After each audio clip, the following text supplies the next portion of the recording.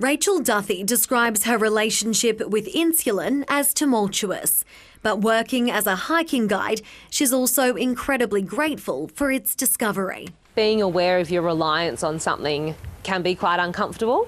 It's what keeps me alive, and I guess I feel that when I'm out working and hiking and I'm away from any kind of medical help. Rachel is one of around 1.4 million people in Australia diagnosed with diabetes. Depending on their condition, some are reliant on insulin to survive. Australian production technicians are leading the world in research to improve the purity of insulin. The type of insulin used and how has changed dramatically since it was discovered a century ago. This will make it easier to be a diabetic. It's called Insurject, a pen-shaped device that diabetics can carry with them to deliver an accurately measured dose of insulin at the twist of a dial.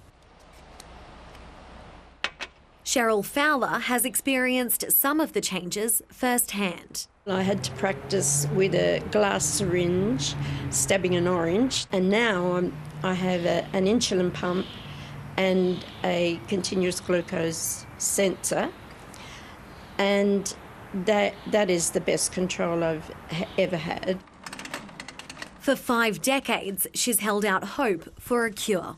I've seen lots of newspaper reports and television reports saying that there's been a cure, so now I don't listen to those too much. It's about all the small pockets of research that actually collectively will make a difference for people living with diabetes. Between 2013 and 2020, National Health and Medical Research Council spending for diabetes research dropped by 30% to $45.6 million. In the same period, the number of people registered with the National Diabetes Services Scheme rose by 30% to just over 1.4 million people. Research is really critical in not only understanding diabetes, but also being able to manage diabetes. By the government not appropriately funding research in Australia, it means that we fall behind.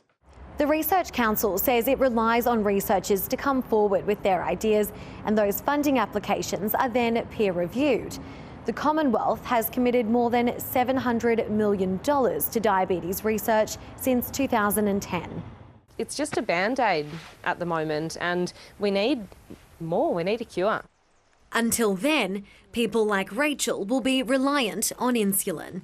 Sarah Jane Bell, ABC News.